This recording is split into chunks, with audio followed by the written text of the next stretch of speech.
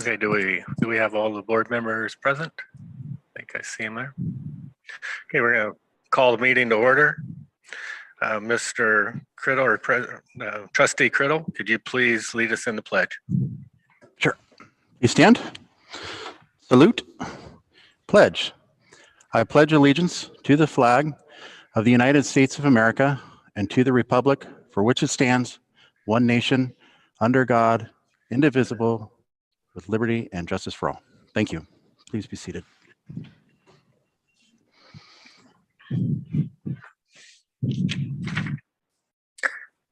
There was no action to announce in closed session. Got our statement we need to read. To all our listeners joining by phone tonight, please note that you'll be muted for a majority of the meeting. If you would like to unmute yourself to participate in the discussion, please press *6 on your phone. Please note that the meeting host may mute or unmute you during the meeting, and that an announcement on your phone will let you know when that happens. Thank you. For the record, let it show that all board members are present. Comments from board members. Trustee Davis. Yes, I just want to congratulate or extend my congratulations to the Marysville Charter Academy for the Arts for their outstanding performance that's been recognized by the state. I make the note that it was the only school of any type in the county that was recognized. And they have an outstanding staff over there, and they've got their game plan down, and they have been distinguished consecutively for all the progress they've made. And I was really impressed with what the state California Department of Education Secretary had high compliments to how they got there. So I'm just amazed in this time that when you put your shoulder to the wheel, you can help these kids. So congratulations to the Marysville Charter Academy for the Arts. Thank you. Thank you, Mr. Davis. Mr. Williams, I neglected to make sure we were all ready to start the meeting recording. Okay, I should have known. Thank you. Trustee Coffert, board comment.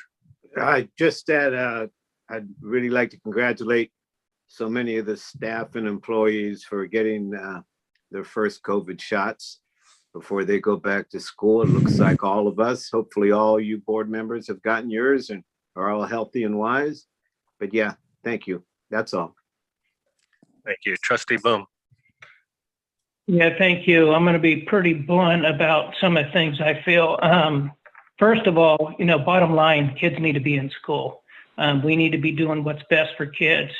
We've been slow to make decisions, slow to react. Unfortunately, instead of building relationship with our teachers, it's turned into a big fight, which I feel could have easily been avoided.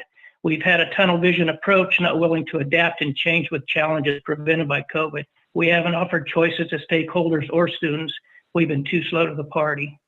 That's how I feel that we're doing with this whole where we're at right now. And it's unfortunate that these kids need to be back in school. Thank you. Thank you. Trustee Doug Criddle. No comments at this time. Trustee Allison Hasty. Yes, I'm really delighted to have the weather station project before us this evening on our agenda. It is clearly the result of a team of community partners who have been working together brilliantly. It is my hope that this will be the first of many projects that our district and community can partner on, building a community and citizenry with many long-term benefits. Thank you. Trustee Gary Criddle. Yeah, I'd like to second Allison's comment on the proposal. I think it's very exciting, great opportunities for the kids to learn and get some serious science and data for research and stuff like that. Mr. Boom, I agree with you. I think we need to restore relationships between the board and the teachers. That's going to be something that's going to take some time to do. But I think it can be done. I'm optimistic that it can be done for everybody involved. And lastly, I'm very excited that kids are going to be returning back to school soon. Although it is 2 days and then they get a spring break, but it's better than nothing. These kids need a sense of normalcy as soon as possible right now. I can't wait to get all of our students back into school full-time, 5 days a week, raring to go. Thank you. Thank you. I do have a couple of comments and just thinking about changes in guidance. And one of the things that I feel strong about as a board member is making sure that the district follows the guidance. And when we're thinking about it, even in the month of March, back at the start of March, in order to open the secondary schools, the case rate had to be at 7. And March 9th, Yuba County was at 8.5. Then a new guidance came in and said, well, if we have 2 million vaccinations within the state, then we can actually bump that reopening case rate number up to 10. So, which seemed very exciting at that particular time. Then on March 16th was our next Tuesday, which was the next time that the case rate come out, Yuba County went to 12.1. So we missed that new guidance of 10, meaning again at 12.1 that secondary schools could not open. Our county to the west of us actually on that day had a 9.1. So they met the threshold of 10. So they were able to go ahead and open their secondary schools.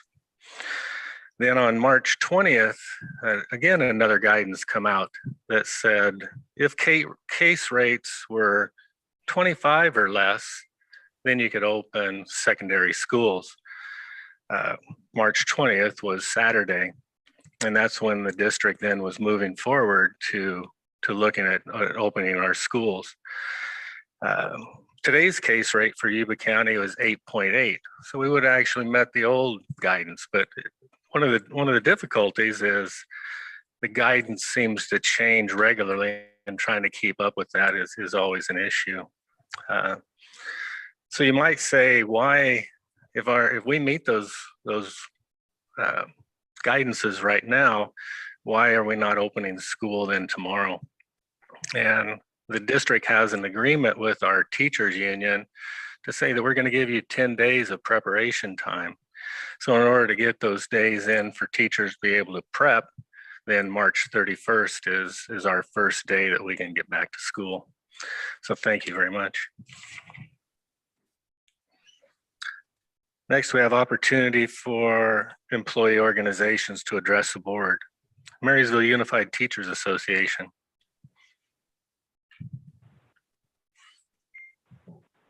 Angela, are you there? Yep. Good evening, there you Mr. are. Rasmussen. Hi. Hello.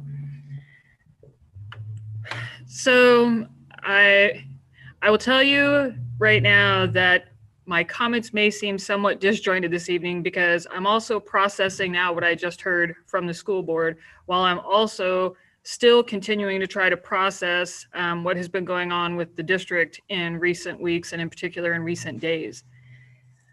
The English teacher in me kind of wants to start from a place of making sure that we all have the same common definitions of a couple of terms before I go much further. And so for one is the term integrity. And so we all know we Google it. So if you Google it, term integrity comes up as the quality of being honest and having strong moral principles and moral uprightness. What's interesting is if you also look up the word integral, which says necessary to make a whole complete, essential, or fundamental, come from the same root, same Latin root, meaning whole or unbroken. And so starting from this term of integrity, there's a huge lack of it right now that is doing irreparable harm to the relationship between the district and the teachers union.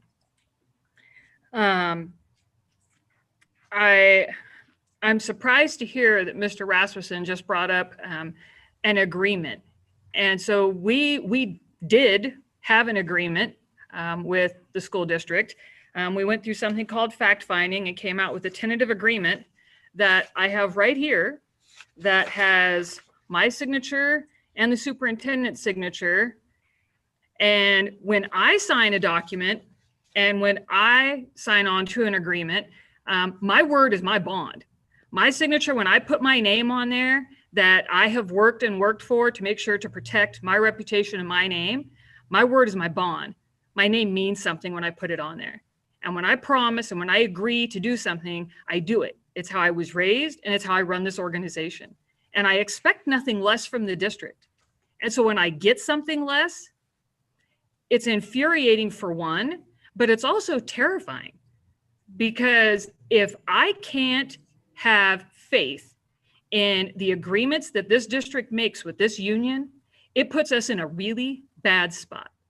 And right now, the agreement that we actually had or have, depending on how you look at it, is that teachers would be given 10 working days, 10 working days, which we did not receive. And there are people who will say, and probably especially parents who might say, well, but we want our kids back in class as soon as possible. So what's the hang up with the teachers? Don't they want to be in classrooms? I want to be in my classroom, and I want to be in my classroom with students. And I know 499 teachers in this district that want to educate children. Nothing more than that, nothing less than that. But at the same time, that would have been a real easy solution. If the district didn't want to give us the 2 additional days because we have an opportunity now to get students back into classrooms at the secondary level 2 days earlier than we thought, if we have that opportunity, golden opportunity, but let's value the relationship between each other. Let's have integrity and let's honor agreements that we have, and give me a call. That's all it would have taken, a simple phone call. And I happen to know that the superintendent has my cell phone number. He's had it for 24 years. And fancy this, it's been the same number for all 24. Give me a call on Sunday.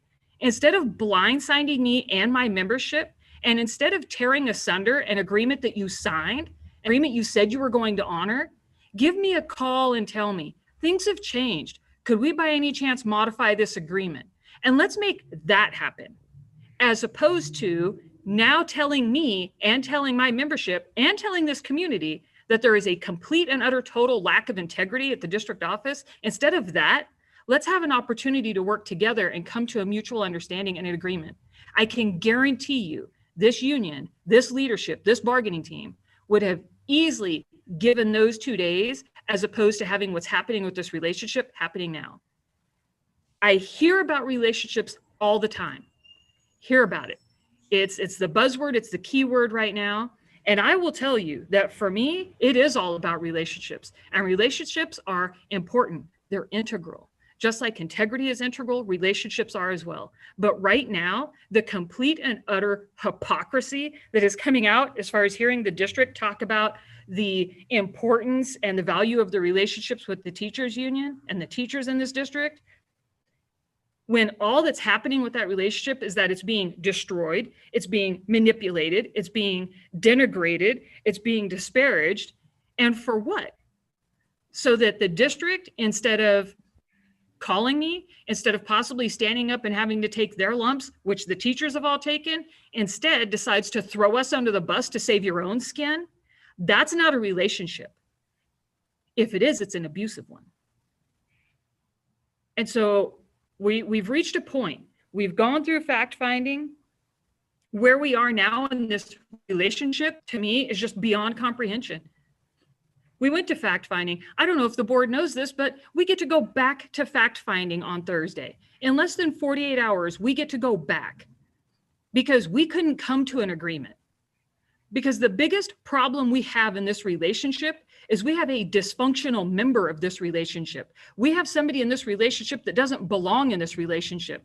And anybody can tell you that having somebody involved in a relationship that doesn't belong there, is really bad news for that relationship. And it's no secret of whom we speak. The lawyer has no business in our relationship, none. Because the only job he has in this relationship right now is to make sure it stays contentious. And why is that? Because then he gets to bill more hours. He gets to make more money. As if over $125,000 or $130,000 on mute his back since May wasn't enough. There's a time and a place for everything. But right now, his time and his place isn't here. If you want to rebuild this relationship, if you want to honor this relationship, you want to have some integrity, then let's build this relationship with the people who actually mean something in it. An out-of-town lawyer isn't it. We were doing just fine long before, we'll do just fine after. It's interesting that our relationship has fallen apart since he's become a part of it that doesn't belong. And so one other thing that I want to make sure is I know that we have parents that are listening tonight, and I want to make sure that parents know we want your students, our students, back in our classrooms. We want our campuses reopened, which is why we are so agreeable to having to redo agreements. If we haven't learned anything in this last year, one key thing we've learned is that things change. And so if things changed over the weekend, all it needed was a phone call. And so parents, please understand, we want your students and our students back in our classrooms. We want to be back educating in our actual four walls as opposed to on the internet. And so this isn't on us. The teachers and the teachers union have tried working with the school district since the end of last May to come to agreements. We're not the ones dragging our feet. We're not the ones that aren't upholding our end of agreements. It's not on us. And we have taken our lumps. Everybody have a part in a relationship? Absolutely. But this, we have brought forth ideas, insights, suggestions over and over and over again, only to have them thrown back in our face. Ideas and suggestions, mind you, that could have had your children back in our classrooms months ago. So I will leave the school district for the school board this evening, because actually Erica Schlussler is going to speak after me. But I will leave you with a thought from a woman named Diane Ravitch. And Diane Ravitch has a very popular quote that comes up oftentimes in situations like this. And she says, "You don't improve education by demoralizing the people who have to do the work every day." So I will ask the school board and I will ask the superintendent to stop demoralizing the teachers in this district. Stop it today. Do your part. We don't need a lawyer involved in this. We need the people that actually are the key players in this relationship involved, and nobody else. Thank you. So I know Erica is on here. So Angela, one of the things I don't think this is the proper forum to not utilize our public comments. I mean, are you going to utilize multiple speakers every time that we're coming to this for your union? No, she's actually speaking as part of the bargaining and grievance team, which is what we're allowed under our labor time. Okay. Go right ahead, Erica. Thank you. I did want to be out of this kind of situation. I took a break, stopped being president. But as this year has gone on and things have gone the way they have, I just felt like I needed to come in, and I am in a leadership role with the association, and I am speaking as an association leader, as the interim grievance chair. I have filed 3 grievances against the district fairly recently for violating our involuntary reassignment language, for violating the language about relief breaks, which you can't imagine how important a relief break really is to a teacher, for violating the kindergarten minutes and extended day language. There was also an unfair labor practice charged against the district. And I had gotten to about 2 steps into the process of grieving. And if you don't really know what the grievance process is like, I would be glad to talk to you about it some other time.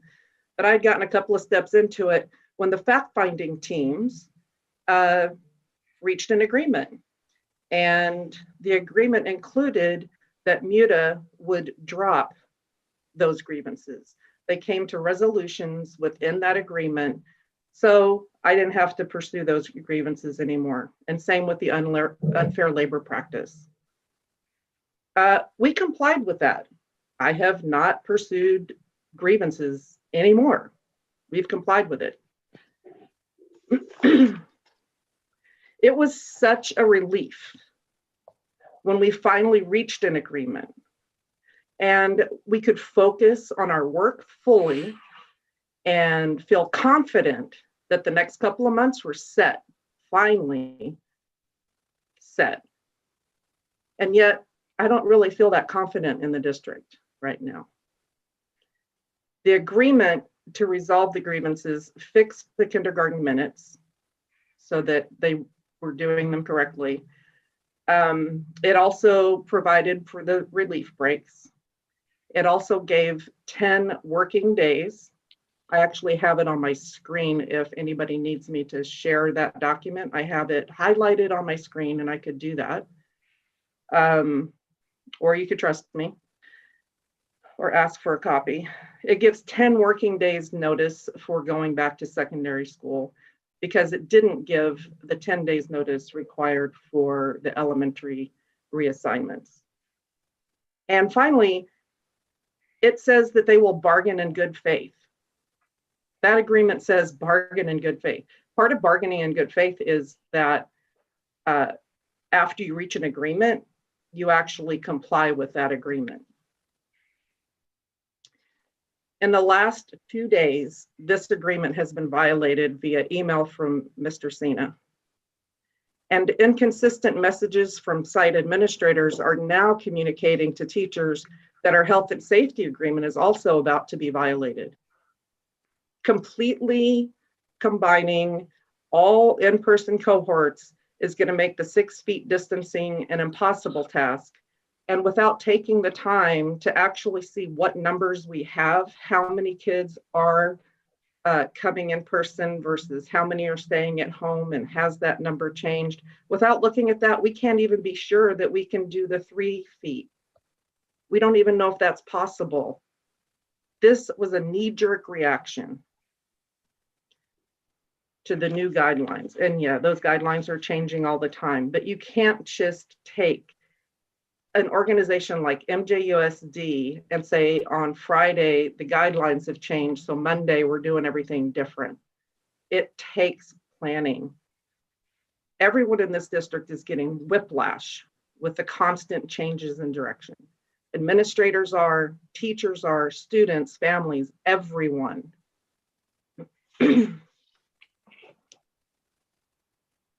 I have absolutely no confidence in our superintendent being able to adhere to an agreement now. And I'm losing confidence in this board. It is this board's duty to keep the superintendent in line. You're his boss. When he has not demonstrated an ability to negotiate in good faith or to honor agreements made, it's your responsibility to require him to do so. I'm going to be requesting my association to hold a vote of no confidence in this superintendent. And if you're unable to require him to adhere to our agreements, I will request a vote of no confidence in this board. We have come to you over and over and over to try to get you to make the superintendent bargain in good faith, to work with us, to help us get students back in the classroom. But as always, the superintendent tells the board what to do. The superintendent tells the board how it has to be. If you don't understand the term about a vote of no confidence, you should Google it. you'll learn a lot of things from other places that have had such votes. It's not pretty, and I wouldn't really want to bring that kind of light onto our district. But we got to do the work here, and we need somebody capable, competent to do that work. Thank you. Thank you, Erica. Operating Engineers, Local Union number 3. California School Employees Association number 326 and 648.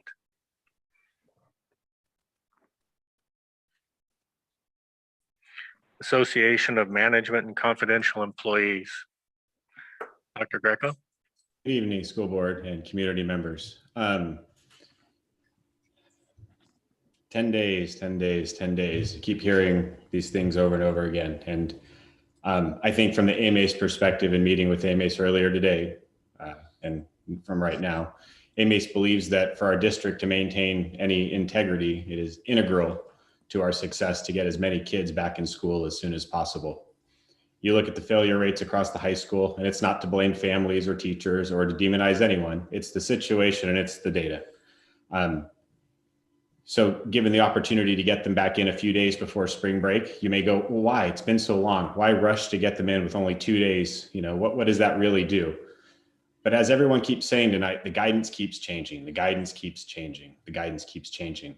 And for all I know, Yuba City opens up this week and case rates start to go up in the area. And we get to the point where we don't get that opportunity again. And our kids miss out and they stay out of school. And the fail rates stay where they're at. And we don't get them back in, and we put ourselves in a position that makes it impossible to fix. So in order to maintain any level of integrity, we have to get as many kids back as soon as possible, no matter what any of us feel or need. And in that, AMACE is here to support and help in any way possible. Thank you. Thank you, Dr. Greco. Supervisory Unit.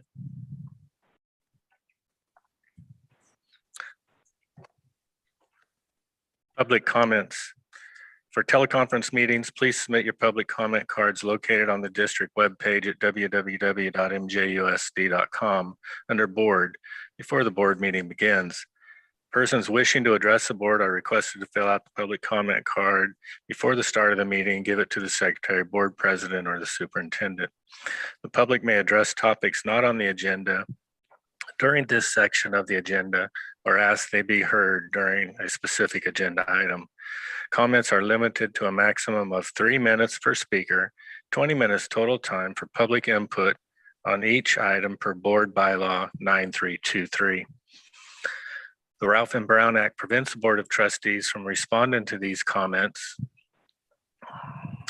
with the exception of clarifying questions. The California Government Code section 54954.2a.a states, no action or discussion shall be undertaken on any item not appearing on a posted agenda, except that members of the legislative body or its staff may briefly respond to statements made or questions posed by persons exercising their public testimony rights under section 54954.3. We do have 3 public comments. Mr. Carrion, are you gonna be our timekeeper? Thank you very much. Our first public comment is Kahisha Clemens.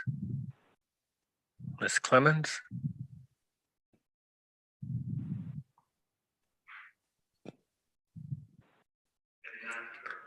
Ms. Clemens is not there. Thank you. The second public comment is Colleen O'Rourke. Colleen, are you there? Yes, I'm here. Yeah, go ahead. Good evening. My name is Colleen O'Rourke and I'm a teacher at MJUSD.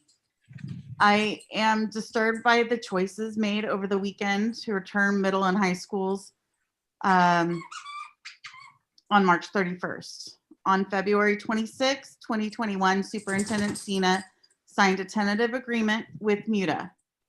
An important part of that agreement was both sides agreed to 10 working days notice prior to reopening secondary campuses. The announcement that went out on Sunday gave only 7 working days notice to secondary schools. in less than 1 month, a piece of the bargaining agreement, of the tentative bargaining agreement, was completely disregarded by the superintendent. I'm concerned that the district feels that these agreements are just a formality and that actually following the provisions within them is optional. What does this teach our students? Should we all now tell the children that promises only matter if they work in your favor? Is this the message that we intended? Sorry. There needs to be,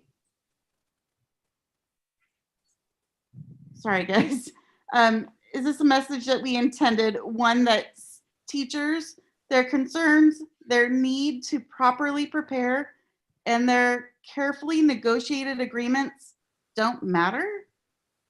I can tell you when I enter into a contract, I expect all sides will follow it.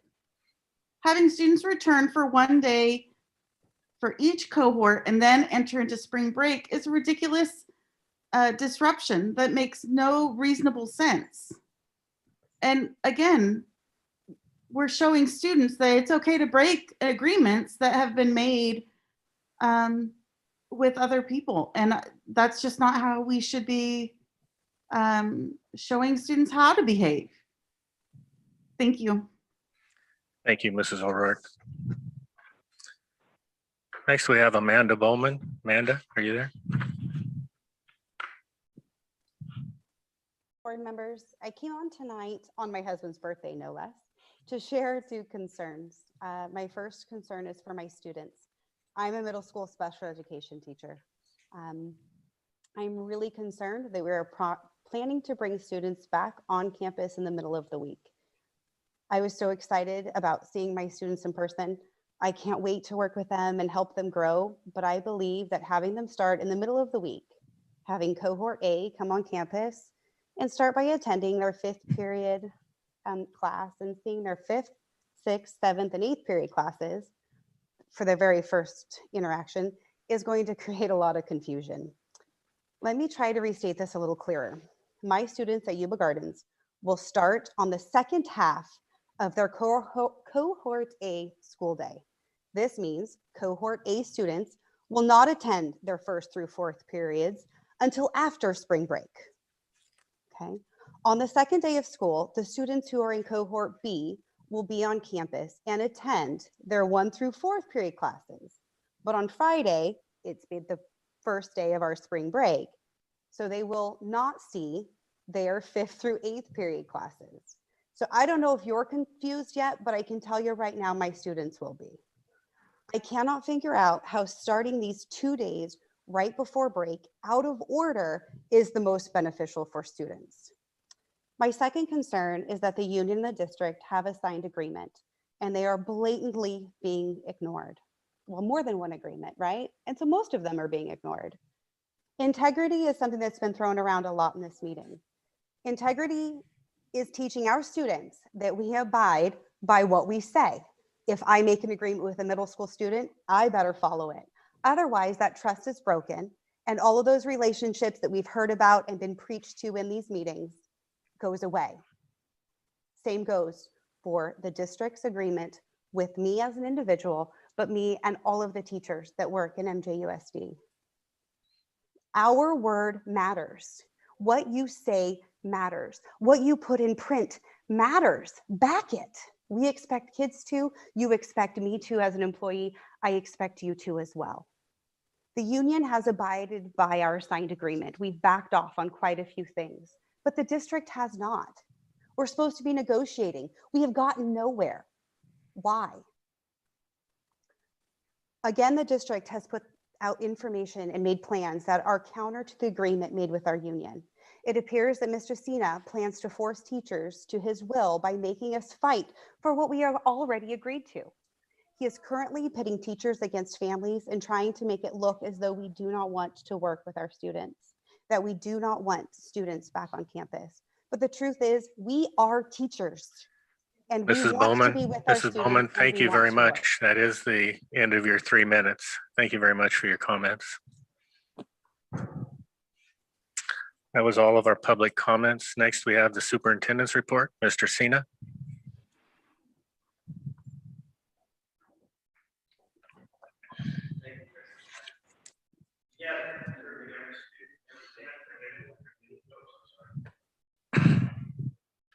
Yeah, excuse me. Together, serving every student every day in every way. Congratulations to the Marysville Charter Academy for the Arts, recognized California Distinguished School for the third time in their 21-year history. MCAA received the award in 2007, which was just before the recession, and 2013, which was just out of the recession, and then this year, just prior and during COVID. This MCAA, the MCAA received special recognition from the State Superintendent Tony Thurmond in his message last week, recognizing the Marysville Charter Academy for the Arts because for improving 15 points on math indicator for socioeconomically disadvantaged students, Hispanic students, and all students, according to data on the California dashboard. After studying their data, school leaders recognized that all subgroups needed improvement in math, with Hispanic students furthest from meeting the standard. To help increase math scores, school leaders increased professional learning opportunities, implemented staff monitoring, held staff and student tutoring, and provided professional development in math pedagogy. This recognition is a testament to the sense of purpose and collaborative efforts of the MCA staff, students, and parents in creating an effective professional learning community. Congratulations. We are now a calendar year navigating our way through the COVID pandemic. Throughout our collective COVID-19 journey, we have focused on 4 goals. 1, to help slow the spread of COVID-19. Also ensure the health and safety of students and staff, maintain relationships, and facilitate student learning. Throughout this time, we have utilized public health guidance as our compass in navigating from full distance learning to phased in blended in-person instruction grades preschool through 6th grade. Now, we are working on reopening our secondary schools. This past Saturday, March 20th, the California Department of Public Health again updated public health guidance. The new guidance no longer uses the COVID-19 colored tiers for reopening schools, including for reopening secondary schools. As a result, secondary schools can now reopen in the purple tier as long as positive 19 case rates are less than 25 per 100,000. According to the state's COVID-19 dashboard update earlier today, Yuba County's case rate is now at 8.8. As a result, MJUSD employees received notice this past Sunday night, and students and parents received notice earlier today that all MJUSD secondary schools are going to reopen Wednesday, March 31st for students in Cohort A, and Thursday, April 1st for students in Cohort B before spring break begins Friday, April 2nd. This allows MJUSD to open the earliest we can under the new guidance while providing a 10-day notice to secondary teachers. Any representation of a written document that says 10 school days, we'd like to see. The new guidance continues to maintain the 6 feet distancing requirement for all adults in spacing with other adults and between adults and students. So with adults, 6 feet still stays standard. But in the new guidance, however, the new guidance reduces the physical distancing requirements from 6 feet to 3 feet for student desks between students. Due to the current high case rates in Yuba County, this will not immediately apply to the secondary school level students, but it will apply at the elementary school level.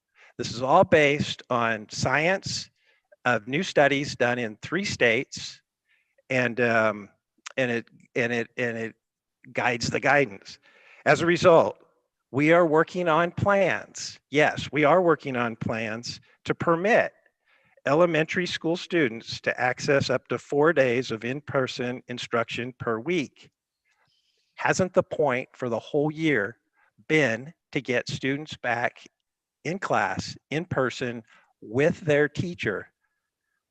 This reduction in distancing requirements impacts classrooms, transportation, nutrition services, district-wide. So there is much to work through. None of this has been enacted at this point because there is so much to work through and coordinate so that all schools and stakeholders are on the same page, so that together we are serving every student every day in every way to increase opportunities for student engagement. Thank you, Mr. Sina. Next, under superintendent, we have the approval of minutes. Minutes from the regular board meeting of 3/9/21. Is there any discussion regarding those minutes? If not, I'll entertain a motion. Move Like to that. approve. Say again. I I didn't. move to approve. We have a motion by trustee Hasty to approve. Is there a second? Second. Second by trustee Davis. Roll call vote. Trustee Davis, Yes. trustee Crawford, Yes. trustee Boom, Yes. trustee Doug Criddle, Yes. trustee Hasty, Yes.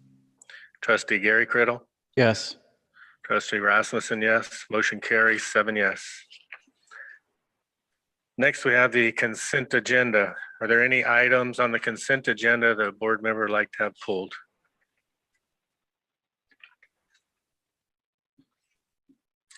Not hearing any, I'll entertain a motion. Motion to approve. Motion to approve by Mr. Crawford. Is there a second? Second. Second by trustee Davis. Roll call vote. Trustee Davis, Yes. trustee Crawford, Yes. trustee Boom, Yes. trustee Doug Criddle, Yes. trustee Hasty, Yes. trustee Gary Criddle, Yes. trustee Rasmussen, yes. Motion carries 7 yes.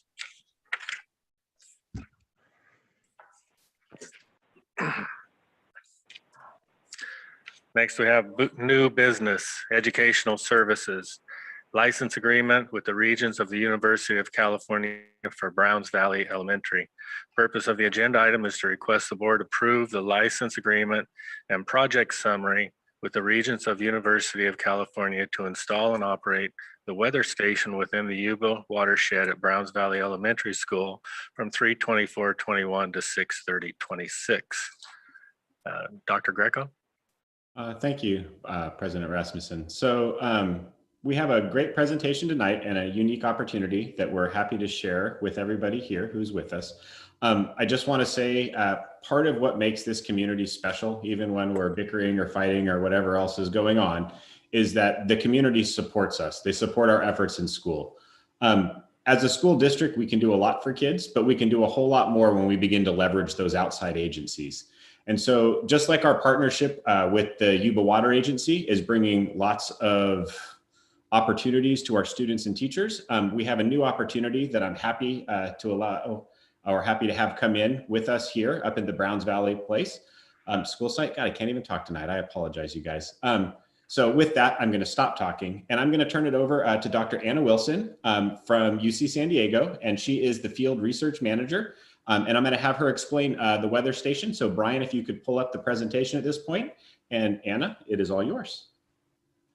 Great. Thank you so much, Dr. Greco, and thanks to all the trustees, teachers, parents, and community members who are on the line. I'm really excited to have the opportunity to talk to you about this tonight. So again, this proposal is for adding a weather station on the Browns Valley Elementary School campus. This is a project that I'm not going to describe to you in detail as it is not really in the scope of this meeting, but I would love to talk to anyone who's interested about it outside of this. It is primarily sponsored by the U.S. Army Corps of Engineers, the California Department of Water Resources, and Yuba Water Agency. The project it's supporting is called Forecast Informed Reservoir Operations. If you don't mind going to the next slide, please. So first, I'm going to describe to you what exactly are we proposing to add to Browns Valley Elementary. Then, if I have got a little bit of time, I will tell you a bit about the center that I work for at Scripps Institution of Oceanography. And then I will talk to you very briefly about atmospheric rivers and forecast-informed reservoir operations. The image that you're seeing on the slide here is another one of our stations in the Yuba River watershed that is quite close to the New Bullards Bar Reservoir. It is a site that we call Skyline Harvest. If you'll go to the next site, please. So atmospheric rivers are the main things that we are looking to observe with these weather stations. The image on the right is showing a picture of an atmospheric river affecting almost all of California, and this happened in the very wet year, I'm sure you all remember, in February of 2017. Actually, the event that led to the crisis at Oroville Dam. The colors in the image are showing the strength of the storm. So the darker the colors, the more moisture and wind, which is how we define the strength of an atmospheric river. So these are powerful wet storms. They're responsible for nearly all the floods in Yuba County, and they also contribute about half of the state's overall water supply. So they're really important for us to understand both for their benefits in water supply and for being more resilient to hazards. Modern water management strategies that Yuba Water Agency is looking at bridge science and water operations to better manage these storms. So the objectives are primarily to reduce flood risk, but also to improve water supply in the region. But successfully implementing these modern water management strategies relies on improved forecasting capabilities. We want to better understand these storms, how they move through the landscape, and eventually get into the soils and streams. Next slide, please. Our science goal then is to use measurements of the atmosphere and the soil to better predict the weather. In particular, again, we want to get better at forecasting atmospheric rivers and other extreme precipitation events that might cause flooding. In particular, this station is going to help us understand the state of the watershed before, during, and after rain and snow events. For example, we'll be able to tell how saturated the soil is, and then how much of the new incoming forecasted rain will soak into the ground versus become surface runoff and enter streams. So what you're seeing here on the left is a number of our graduate students and researchers installing a station in the first pilot watershed for this project, which is in the Russian River. Next slide, please. I will also share with you some of our educational goals around having a station at the elementary school, but I'm going to talk about those after I describe to you what is in the weather station. And also the important piece about our educational goals is we'd really like to co-define them as much as possible with the teachers and the school district itself. So again, this is an image of one of our automated weather stations in the Yuba River watershed. I'm pointing out each one of the different components of it here, but I'm going to go into detail and show you closer up pictures of each one of the instruments later. These are solar powered. They do not require any power source beyond that. And if you'll go to the, they measure also, I'll just go through the variables: air temperature, air pressure, relative humidity, wind speed and direction, incoming solar energy from the sun, rainfall, and then soil moisture and temperature at a number of levels below the surface. Thanks. If you'll go to the next slide, please. So these are a couple of ideas on where we might site at Browns Valley Elementary School. Of course, we are very flexible to a location that is deemed appropriate by school staff, but there's so many amazing parts about the campus. We thought, for example, there are a few open spots near the greenhouse. There is an outdoor classroom set up behind the greenhouse, which might be the perfect weather station neighbor. But again, we are very open to whatever is appropriate from your perspective. And I believe, I'm not going to read through the slide, but all these slides will be provided to you as well. Next slide, please. We also provide the data in near real time using a cellular modem and data transmission. And we visualize that on our website, but we would love to work with the school district to develop other visualizations that might be of interest, either on the school's website, on ours, both, whatever whatever works. So this is showing a map of the watersheds, the Yuba and the Feather watersheds on the upper left, and you can choose which location you want and see the water year-to-date precipitation, as well as 2 days back of all of the different variables that we're measuring. Next slide, please. We also work with a number of other universities who visualize these data in different ways. This is just one example from the University of Utah, which is showing it in a tabular fashion. And again, we would love to disseminate this to whoever might be appropriate, and also potentially develop things like a portal that other schools beyond Browns Valley could use as well. Next slide, please. Now I'm just going to quickly show you the individual components of the weather station. So as I noted, this is solar powered. So the solar panel is outlined in red on the left. On the right, you'll see the inside of that white enclosure. This holds the charging regulator that takes that energy from the solar panel and then transmits it to the battery. Next slide, please. We use cell modem communication. So this is what the modem looks like. If the antenna is on it, it screws on, so it's very small. We use Verizon or AT&T normally. Next slide. And then this is the data logger. So that's what all of the sensors are wired into, and that's where all of the information goes, and then that's sent out via the modem to us. Next slide. This is just showing the air temperature and relative humidity sensor. It's housed inside a solar radiation shield. Next slide. This one is the instrument that measures the incoming energy from the sun. It's quite small, and so I blew it up and showed it to you here on the left. Next slide. And this is an anemometer, which measures the wind speed and direction. Next slide.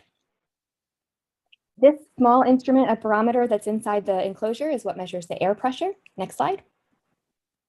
And then we use a tipping bucket rain gauge to measure rainfall. The spikes on it that you see are to discourage birds from landing on it. And this one that's shown is at the one at New Bullards Bar. And the picture on the right is showing the tipping bucket mechanism inside the rain gauge. Next slide. We also measure soil moisture and temperature at 6 steps below the soil to kind of try to get at how exactly the water is infiltrating into the soil. These are the sensors are shown on the left and the right, and a graduate student, Will Chapman, is installing this soil pit in one of our sites in the Russian River in this photo. Next slide. We also measure stream flow, and one really neat thing is that we're hoping to, well, we are planning to do, excuse me, some installations at Dry Creek. One of those sites shown is at Sycamore Ranch, which is at the Yuba confluence, and might be a potentially nice spot for student field trips if those were to be arranged.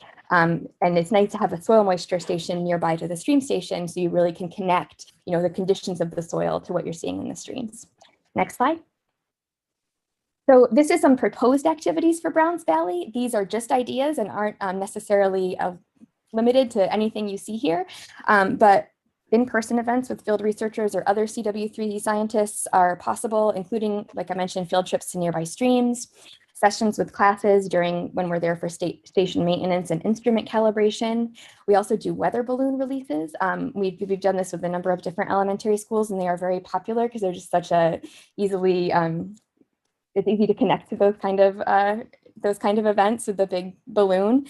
And the sort of immediately available data that you can see with a short interactive lecture, and then coming into classrooms with sensors that students could interact with. So that could include Radiason, which is what's connected to the weather balloon, Dropsons, which we release in partnership with aircraft over the Pacific, soil sensors, and others.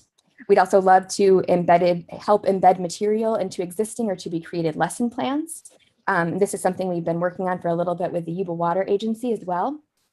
And it could include a number of other subjects beyond just science. And then we've also created a number of videos with the University Corporation for Atmospheric Research's MET-Ed program that may be a useful component to some lessons. But again, just some ideas, and we would really love to co-develop plans with teachers. Next slide, please. These are just a couple of quick examples of outreach activities we've already done. So I don't know if there's school fairs or anything that we might be able to participate in. We've also done field trips with students in the San Diego area. Next slide. And then these are examples of a couple of our demonstration Radiason launches. The one on the left is with a number of different grades in Southern California. And then on the right, we do a yearly one at Potter Valley Elementary School, which is in the Russian River watershed with Potter Valley Elementary and sometimes high school students as well. Next slide, please. So Rocco, I'm going to defer to you if I have time to go through the center. I think I may have took up my 15 minutes, and I'm happy to stop or go on as you see fit. I'm going to ask the board, would you like to see the last portion of this, or do you have any questions or anything that you would like to ask at this time? Yes, Gary Criddle. I'm most interested in the forecast-informed reservoir operations, since we all know about the Yuba River, and actually I have in-laws near the Russian River, so I know about flooding. Awesome. Well, yeah, so I know I have a couple of people from Yuba Water Agency online as well. So I'm going to say a couple things, and then, well, actually, so maybe I do have a couple of slides on that later. So maybe I will go ahead if that's okay, Rocco. and talk about it? Okay. Okay, so if you'll go to the next slide, I'm just going to describe the center. This is a photograph of a number of us from a recent meeting. Next slide. So this is just describing our mission and goal, which is basically to provide support for science-based decision-making, to support effective policies and practices, addressing the impacts of extreme weather on the people of Western North America, and to do that through revolutionizing the physical understanding, observations, and predictions. If you'll go to the next slide, please. And this is our field team who, if you agree to this proposal, you may see around and who are excellent and enjoy doing outreach is a really important part of their jobs. Next slide. And then now I'll get to atmospheric rivers and forecast-informed reservoir operations. So, and again, the images on the top are showing atmospheric rivers. The left is a satellite image. You can really see how it looks like a river in the sky, basically. It's that plume of moisture, that plume of darker color that comes out of the tropics. That's how it got its name. Next slide, please. Atmospheric rivers are sort of a new storm that's been recognized on the level of hurricanes and typhoons, convective storms, or winter storms. They were added in the U.S. Fourth National Climate Assessment released in 2017. So of course, again, that was a year that had a lot of significant flooding. If you'll go to the next slide, please. And next again. So atmospheric rivers, I'm just going to tell you the one kind of salient fact about them to give you an impression of just how much water they're able to carry. They can transport as much water in vapor form as 25 Mississippi rivers. And so they're really, really crucial to California water. Once again, they provide a lot of our water supply, but are really responsible for almost all of the floods that occur, especially along the coast. Next slide, please. This is just illustrating as well the variability in California climate that is so different from the whole rest of the country. The lighter colored dots show that the total precipitation varies only slightly from year to year, but California precipitation varies greatly from year to year. Our average is really not something we see on average, really. In 2013 and 2012 and 2013, we had only 16 inches over a 3-week period, and that was right at the start of the in 2012 and 2013, that was 16.4 inches over 3 weeks due to atmospheric rivers. But then the next year was the drought, and we got that same amount in over a year, 404 days. So it really goes from one extreme to the next. If you'll go to the next slide, please. And this is just making the point that I previously mentioned regarding how almost all of the floods are really caused by these phenomena. So they're really important to understand. Next slide. And then coming back to Yuba County, atmospheric rivers cause nearly all the flooding here. We're showing images from the 80s and 90s when there were really significant events. This is key to implementing these water management solutions like forecast-informed reservoir operations. And this really supports Yuba Water Agency's goals when it was created in 1959 to reduce flood risk and ensure reliable water supply for the people of Yuba County. And forecast-informed reservoir operations, if you can go to the next slide, is really exactly what it sounds like, which is using forecasts to inform the operations of the reservoir. One of the things about atmospheric rivers is that we are able to see them pretty far out. There's still improvements that need to be made in exactly how strong they're going to be, how long they're going to last, and exactly where their landfall location is going to be. We can see them far enough out to be able to say, for example, hold a bit of extra water in the reservoir if we know there's going to be a big, like no rain in the foreseeable future, and also to release extra water to allow space for if there's a number of big events coming. And this is going to be working in concert with the secondary spillway that's been planned in Yuba County. And I just wonder, I know I have Dee Dee, Bonnie, I think, and John James on the line. Before I talk about our partnership, which includes but is not limited to forecast-informed reservoir operations, is there anything else that any of you would like to say about this project?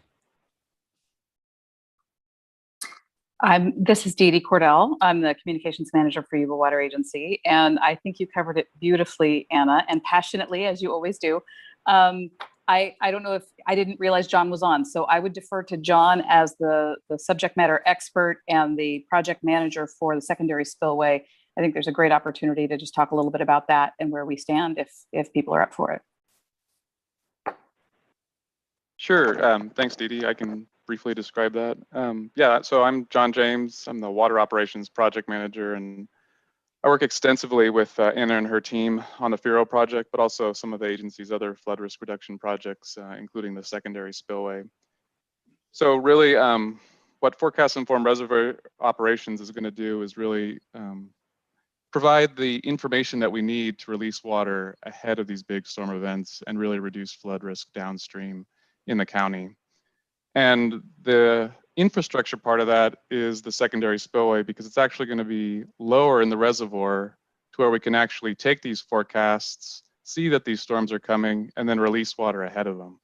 Right now, the spillway that's currently at the reservoir sits relatively high. And so even with a really good forecast, we have to wait for the reservoir to fill up before we can release any significant amount of water. So the work that we're doing with Scripps and Anna's team is really important as we couple it with our infrastructure project. Great. Thank you so much, John and Dee Dee, for chiming in. And I would be very happy to talk further about this project now or at any other time. And we have also other information and sort of fact sheets we can provide that might be a quick reference if you'd like them. I would like to say thank you, Dr. Wilson, and staff has provided us a copy of the presentation that you gave tonight, so we do have that. It just sounds like it's very exciting for our district and our community. And other board members, do you have any questions or comments? I think it's great. Thank you very much. Excellent presentation. Thank you.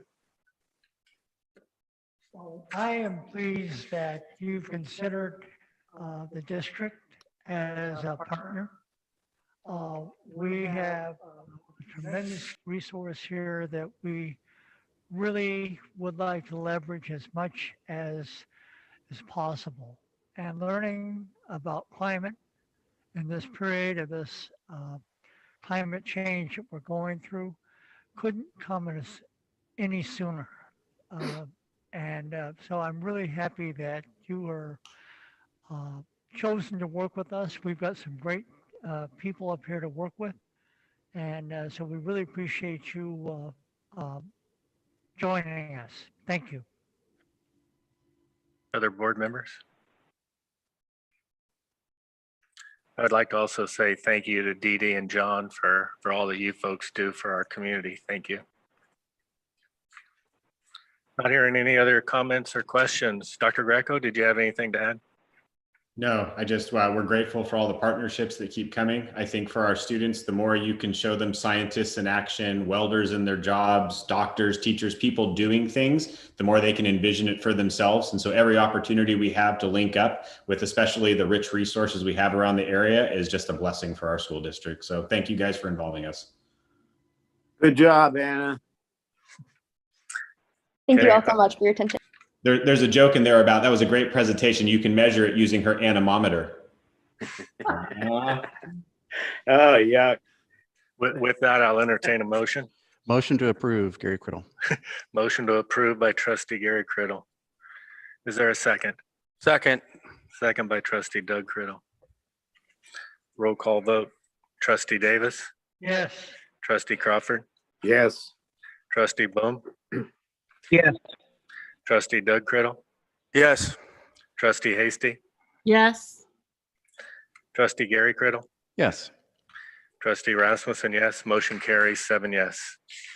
Thank you all. Thank you. Next, we have item number 2.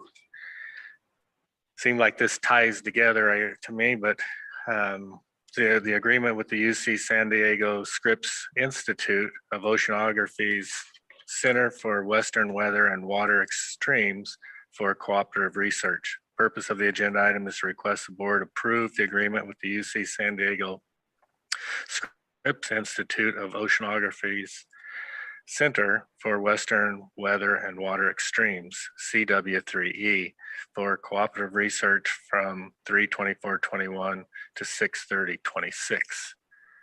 Dr. Greco? And yeah, you're correct. This ties in. One of them is basically the ability to set up and operate the center. The next one is for the mutual exchange of information for the research that will be conducted. So just like it will be going to them for them to use for the predictions, we're then able to use that, tying in with the curriculums that are being created through the water agency, putting it on our websites, having teachers be able to use that to be able to look at what's going on and use that in studying the natural phenomenon around the area. So they are tied together. Thank you. Do we have any questions or comments from board members? I'll entertain a motion. Motion to approve. Motion to approve by trustee Crawford. Is there a second? Second. Second by trustee Davis. Roll call vote. Trustee Davis. Yes. Trustee Crawford. Yes. Trustee Boom. Yes. Trustee Doug Criddle. Yes. Trustee Hasty. Yes. Trustee Gary Criddle. Yes. Trustee Rasmussen, yes. Motion carries 7 yes. Again, thank you all. Next, we have Buildings and Grounds Department, Covalot Elementary School Facility Feasibility Study Update with Dixon Smart Schoolhouse. Purpose of the agenda item is to inform the board of the progress that has been made and data collected for the facility feasibility study at Covalot Elementary. This is an informational item only. Mr. Barnett? Yeah, good evening, ladies and gentlemen of the board. This evening, we'd like to go over just kind of some of the data that we've been collecting. Mr. Joe Dixon has been working diligently with the school site of Covalot, gathering data, looking at we'll just say the nooks and crannies of the site and kind of looking at some of the deficiencies there. So tonight, we just kind of wanted to give you guys some update as to where we're at, kind of where this journey is leading us. Looking at next steps ahead, looking at developing funding options, strategic plan, identifying deficiencies, things like that. So I'm going to go ahead and turn it over to Mr. Joe Dixon right now, and he'll kind of fill you guys in more with what he's kind of uncovered so far. Well, thank you, President Rasmussen, board members, and superintendent and audience. I was actually there today for my second visit, and I noticed the principals on the Zoom tonight as well. There's several challenges that I see at Covalot. Number one is there's not really an entrance to the school. There's nothing to identify it. I remember the first time I drove by, I didn't really know where to go. Where do you go to enter the school? So, and as we get into it a little bit more, and I'm sure you know, it's really a challenging site for the entrance to the school. On the other hand, there's property there that we could utilize a lot differently that I think would really enhance the site and really help the principal and the teachers, and most importantly, help the students to feel good about their school, to feel secure and safe. And, when kids are in a safe environment at school, they perform a lot better too. So I put together a really short PowerPoint. I've been talking to a lot of different folks and coming up with some different ideas. And Mr. Barnett's been, part of that as well. So let me go to the first slide if we could. And this is the site, how I think, we might want to approach it. So first of all, up in the upper left-hand corner where the portables are now, so the portables were built in 2001. The DSA, Division of State Architect records, had many of them installed. I couldn't find all of them in 2005, which leads me to believe that they were moved from a different site or brought from a different district perhaps as well. I couldn't trace that back, but they were installed over native soil. And so when you have portable classrooms with wood floors, which these have, over native, it creates over time, and not much time, it creates a lot of problems for those buildings. And you could try to repair them, but the bottom line is there's no footing, there's no foundation, there's no slab. They need to be replaced, frankly. They just need to be replaced. So the idea is to create some, open up some green space would be down here in this corner here to develop a 2-story classroom building. And what this does, it creates a really neat environment inside where we write quad there.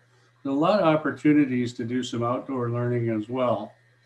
And it frees up this space over here where the portables are for supervision. And I know talking with our principal over there that she liked this idea as well, that, you know, open this up, maybe we can do some neat things over here as well. Now there's 16 classrooms there, and I'll explain that in a second. As we come up to where I have drop-off zone and the admin, media center, workroom, staff support, that building has a lot of code compliance issues. And frankly, in my opinion, it's not worth trying to modernize it. So the state, and you have some state eligibility here, the state will tell you that you're not going to get state funding under the school facility program if the cost to modernize it is 50% of the replacement value. And I'm pretty darn sure that once we start digging into that building, we're gonna go over the 50%. We wouldn't want to jeopardize that, but probably more importantly, have an opportunity, if we do this 2-story, 16 classroom building and remove the portables, we have an opportunity to create an entrance, an inviting entrance, and create an administration area that is conducive to business, where, you know, parents can come in and students can come in. And then over in the NPR area, the kindergarten NPR, we have some programs there that, you know, we could move into a new building. So what I'm talking about is demolishing that existing building with the classrooms and the admin, and building a new building set back and bringing in the media center or library, whatever you want to call it, the teacher workroom, the teacher staff room, and the reading rooms and some of the other support facilities, remove those from the NPR area and bring them into this new building. And then you don't have a drop-off zone. So right now, the buses that come are dropping the kids off at the street that's closed off, which isn't really a real safe way to do it. And California Department of Education, if we're going to go after state money, is going to tell us you need to create a drop-off zone. So, you know, we have that opportunity as well to create that with a pocket, if you will, in the street, to have buses pull in and have kids dropped off right in front of the school. Let's, so here's some of the sizes and some of the budget numbers. I'm sorry. Money is the most important part. There's no question about it. And you know, I've been active in building programs for 30 some years. So I did some number crunching on this 2-story classroom building being a structural steel frame. Right now, if you're in the building business, you know that, you know, insurance companies look at California, all of California, as a fire hazard. So wood frame construction is really, really difficult to get builder's risk insurance. And even after that, if you are able to get it at 10 times the price we used to pay, you still have to insure the building. And then you have to think about, you know, how long does a wood frame 2-story building last compared to a structural steel? There's just a lot of factors involved. So, I'm looking at and recommending, you know, a structural steel in concrete in CPU building that would last a long, long time, be easy to maintain. And that comes out to about 9 million. So I broke it out by a lot of different pieces, and I have some real good professionals who helped me with this, and some experienced people who have built this building. The new support building, which is the admin, would be about 1.5 million. Then to demo the portables would be 250. And you can see the rest of the numbers there. Whenever we're working on a site where we have unforeseen conditions and probably some undefined scope, a contingency of 20% is what I'd recommend. I would always like to come back to the board and say, you know, if you approved a budget like this, I'd always like to say we're giving back $1 million. And, you know, I would rather do that than have to come back and say, well, we ran into X, Y, and Z, and it's going to cost us an extra $1 million, and you haven't had an opportunity to budget that. The way it would probably work is we'd go ahead and build the 2-story. The first thing you'd do is build a 2-story classroom. You'd leave the portables there because you don't want to pay for interim housing. And then you go ahead and demo the admin building and the classrooms there, and you would have to consider some, we'd be able to move the kids into the 2-story at that time. And then after that building's built, the very last thing we would do is demo the portables. Can we go to the next slide, please? So some of the money that you could consider, the districts received, and this is incredible amounts of money, obviously, 57.6 million in federal pandemic relief. That goes back to last March of 2020, the first CARES Act. And you probably spent most of that, and that was the smallest of the 3 pots. You probably spent most of that on PPE and some other things to keep the school safe. Then the state came through with their pandemic relief program of 9.9 million to Marysville. Well, let me back up. I'm sorry. Let me continue on the federal pandemic. The second federal pandemic was what we call the Elementary and Secondary School Emergency Relief Fund, ESSER 2. And that was December 27th. It was signed in by then President Trump on December 27th. Provided significant funding to the district as well. And it's for a whole variety of things, but it also includes repair, bringing kids back to school safely, ventilation's written all over it. And I can tell you, and you're going back to your portables, you probably already know this, but with those BARD units, those heat pump units hanging on the back, they're just in the condition of the portables themselves. Providing ventilation into those rooms to meet the current standards is almost impossible. You could do it, but you would be spending so much money, it'd be crazy to do. And then the most recent one, the American Rescue Plan, is 2.5 times more. And I believe I saw the numbers of 31 million coming to Marysville just from that. And again, it's wide open. But there are some things that we need to do to make sure that if you agree to this plan, and if you agree to use these funds for this plan, that we don't get caught in some audit situation where, you know, it's unfavorable to the district. So I've reached out to California Department of Education, a lady by the name of Leslie Taylor. She's gathering some information for me, and I'll make sure I provide that to the district. But as it stands, it's pretty wide open. And then finally, I already mentioned the state pandemic relief that Governor Newsom put in. You have eligibility there under the state school facility program. Now, Prop 51, which was passed in 2016, is already spoken for. So Assembly Member O'Donnell, he's the chair of Assembly Education Committee, and he's kind of our champion for school facilities now that Senator Green is no longer there.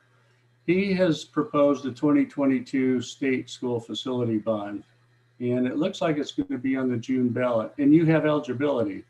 So we've, actually the district has engaged the services of an eligibility expert, and this is what he foresees or anticipates as the state eligibility for Covalon.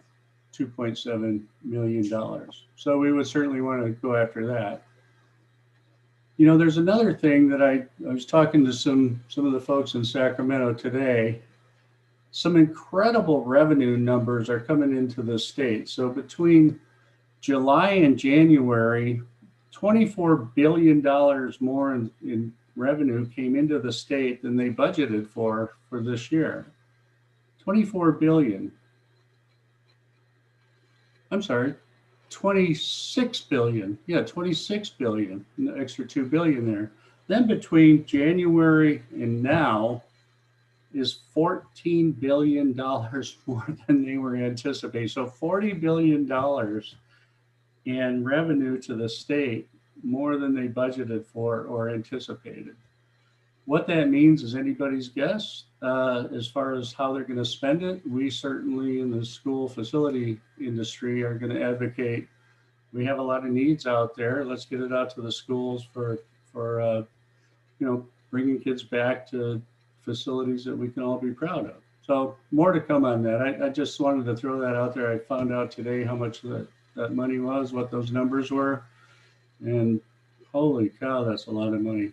One thing to remember is these are one-time funds, the federal pandemic relief and state pandemic relief.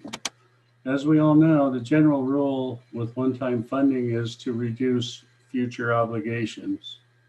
You don't want to put it into anything that's going to be ongoing, because we know that in a couple of years, the state revenue is going to go down perhaps. There's all these other pressures on your budget that the superintendent has to deal with, from PERS and STIRS to all kinds of different things. It could be enrollment issues. So anyway, the basic concept of one-time money is reduce future expenditures. Can we go to the last one, please?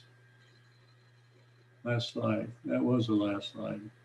That was. Oh, okay. I did a capacity analysis for the school. So I took the enrollment numbers that were reported to the California Department of Education, the official ones for the school, from 2 years ago and last year. This year, there's no rhyme or reason to it, so no use using it. So the 16 classrooms are sufficient to house grades 1 through 5 for Covalon. Therefore, we would have to also take a look at a modernization, and not a lot, but a modernization to the kindergarten, the TK and kindergarten classrooms, the 5 next to the multi-purpose room, to make sure that they're brought up to the standard that the rest of the school would be demonstrating. So that's kind of how I'm looking at it. I've talked with Mr. Barnett about it. I've talked to the principal, and I know she's on here. She's excited about anything she could get. There's some other issues at the site that we're investigating as well. So more to come, but that's after a couple of visits there and gathering documents from the district. That's what I think would be a pretty solid plan for the district to think about. Travis? Yeah, thank you, Joe. And as Mr. Dixon has stated, this is just kind of a general direction. This is a snapshot of what we've kind of gathered at this point. Obviously, it's up to the board, superintendent, and the community of looking at which way we want to approach this. But as we've stated in the past, looking at this site, there's a lot of issues going on here. And, this is a holistic approach to, address many of the needs of this site. So as we move forward, we go down this path, there'll be more to come, as Mr. Dixon said, to present to the board. This is kind of just a snapshot at this point. And, hopefully, we can continue to look further into this and, maybe allocate some of these funds to this project. Thank you. Thank you, Mr. Barnett and Mr. Dixon. Board members, do you have any comments or questions? Yes. What type of time frame, Mr. Dixon and Mr. Barnett, if this were to come to fruition, what would we be looking at? Well, I'll let Mr. Dixon respond to that, because obviously this has a lot to do with the funding and when we can allocate and when money can be released and things like that. So obviously construction timeframes, depending on which avenue we went to, if we went to a, what type of building or structure we decide to go with. A lot of that has a huge impact on the timing of how quickly we can get a building erected. So really deciding what we're going to do with that, like Mr. Dixon said, he's been looking into some steel frame buildings, some pre-construction, prefab type building type things, or if we're doing stick build or anything like that. So really, once we develop a plan further, and that's kind of where if we're going down the right direction of what we plan to do, we can kind of get a construction schedule and know time-wise if it's a year that we can get this built or 2 years. So Mr. Dixon, you want to speak a little bit about time frame as well? Sure. So there are pre-engineered structural steel buildings that have been pre-approved by Division of State Architect, which is always the big time lag in a project that Division of State Architect has to approve. So that cuts down the approval time. They still have to look at access compliance and fire and life safety on a site. So that could be a 4 or 5 month process, which is a lot better than going in with a brand new plan, so to speak. The construction of the buildings I'm thinking about are on an active school site. This is really important, are delivered with a just-in-time delivery model. So you don't have a huge laydown area impacting an active school site. Things move really quickly. Some of it's built off-site, so there's a lot of standardization.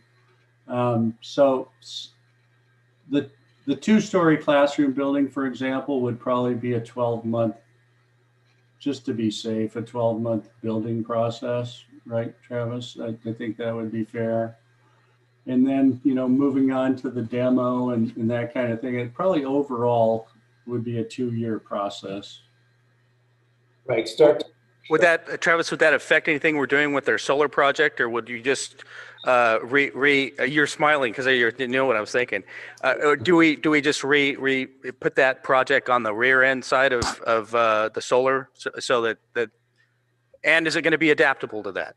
Absolutely. So that was kind of where we were going with this. Is we've got this great energy program rolling out district wide. Now we have the state federal money rolling out that we can really help our students and staff. Give them the teaching learning facilities that they deserve. But when we're looking at things like this, absolutely, I've contacted SiteLogic already. This is so early on in this process. Obviously, we want to kind of kick this down the field, so to speak, and not delay. But with that being said, I have contacted SiteLogic. We've spoken, and depending on the board's direction and support, if we're going to move forward with this, we are going to pull back on this project. The site will get solar. It's just that we'll have a different design, basically, of where it's going to go. So that would, again, if we do this, would free up funding to put more energy efficient projects at other sites as well. But the solar would still be going on at this site. So anything we do right now, I have a very close eye on with our energy program. Throughout summer projects that we do, SiteLogic is aware that we are kind of in this process because this funding source became available, that some things might change. But we will definitely not duplicate efforts, and they are fully aware. I guess the question I have is that street that's running between there, would that be demolished? The street that's going between the buildings, I know Joe and I are still looking into some different avenues with that, so to speak, but that street would not be demolished. That is city owned. But there's things on that site. If people walk the site, we have power poles going down the center of the playground, literally with power lines going through.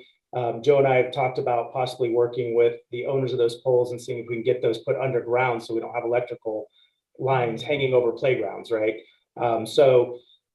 Things like that we are looking into, and that's where we say there's more to come because we're still kind of peeling layers of the onion back to see what we can do.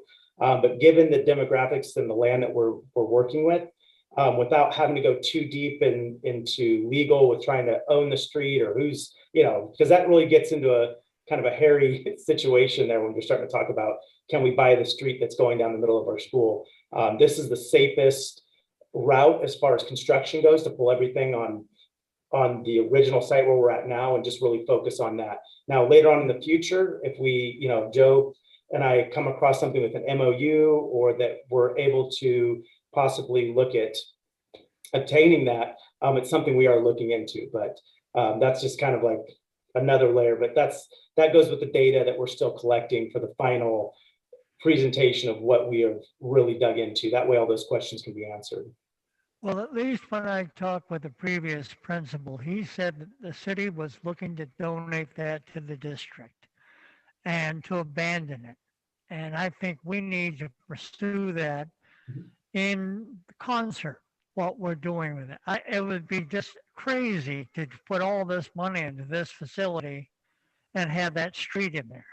It's unsafe. It's not maintained, and there are broken sidewalks all around it. The edge of that it's dangerous.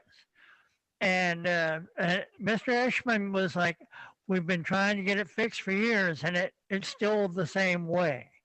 So I would really emphasize to your group, Mr. Dixon, to look at that and see what we can do to leverage agreements to get that cleared up, because the city is not maintaining that street.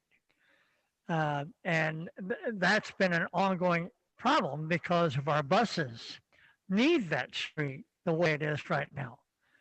And so it's just one of the things that, working with the campus there that I've had a lot of interest in, is to get that a part of this project. And if it turns out it has to be, somewhere tucked into another phase or something, okay, but let's get that underway. Thank you.